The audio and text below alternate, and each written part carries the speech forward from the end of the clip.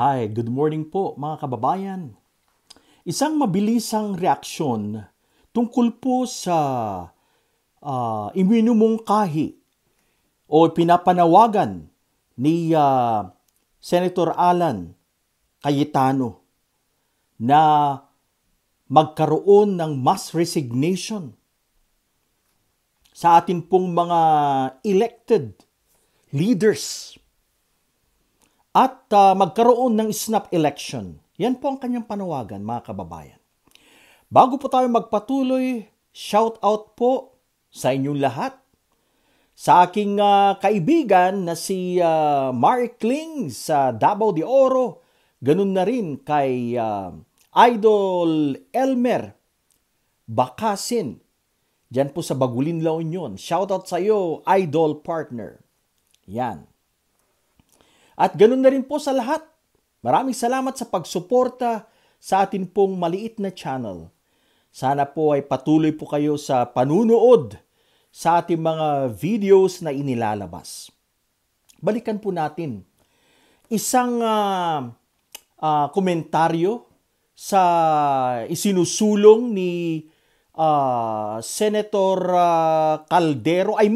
Senator Alan Cayetano, Peter Alan Cayetano, mga kababayan, na alam naman po nating isang napakalapit sa mga Duterte, naghihimod puwet sa mga Duterte, mga kababayan, itong si Alan Peter Cayetano. Alam niyo mga kababayan, talagang desperado na po ang grupong ito.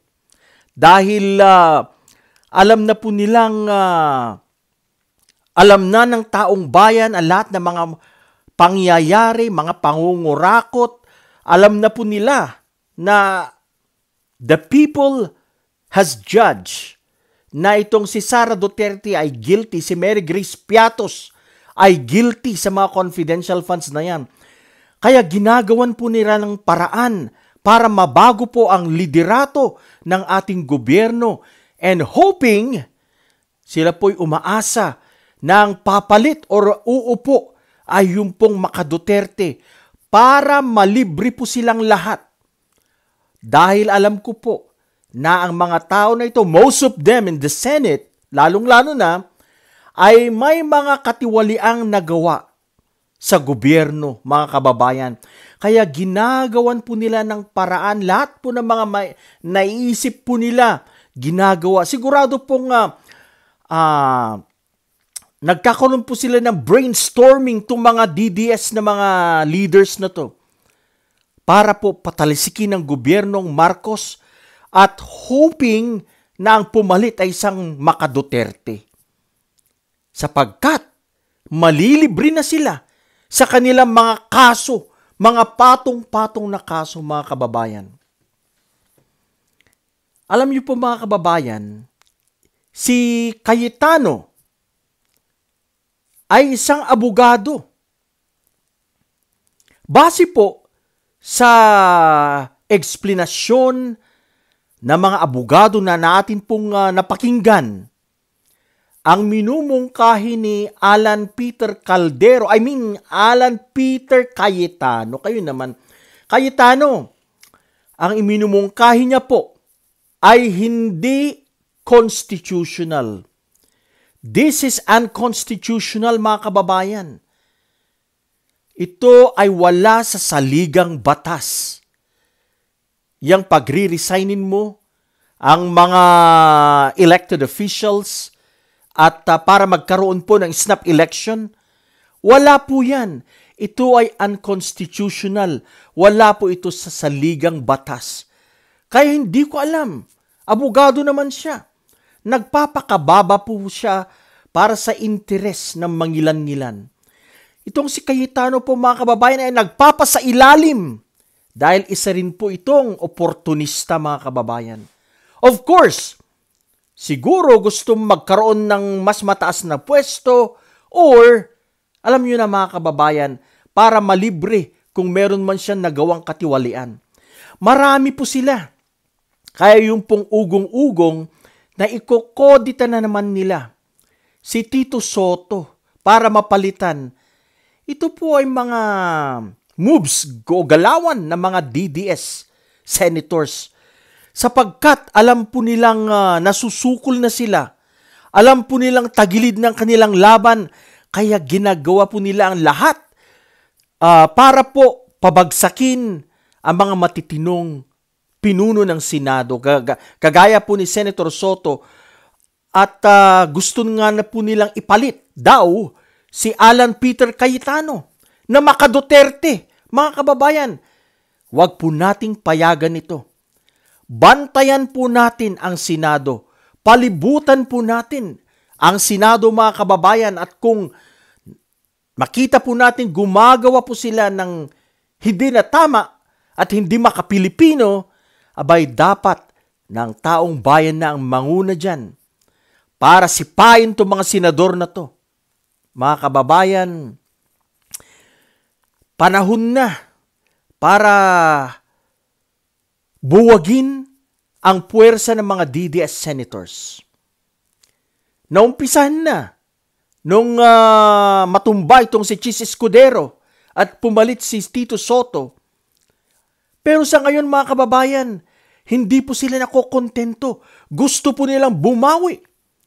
At now, gusto naman nilang ikodita si Tito Soto na alam naman po nating way better than Chis Escudero dahil si Chis Escudero ay bias. Besides, nai-involve po siya sa mga usaping illegal na mga flood control projects at pagtanggap ng money sa isang kontraktor na ito po ay unconstitutional, mga kababayan.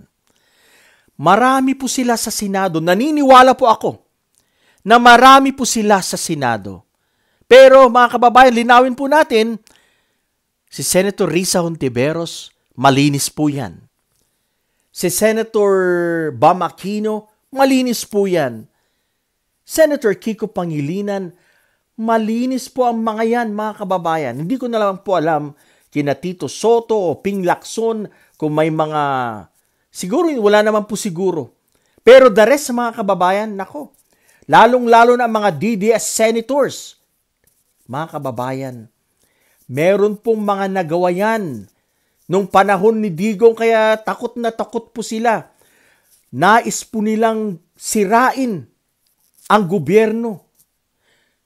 Sabi nga ng isang abogado, na kilalang abogado at makabayang abogado, sabi niya, kung sino man ang nagpaplano o nag-isip sa pinapanawagan ni Alan Peter Cayetano, mga kababayan, kung sino man yan,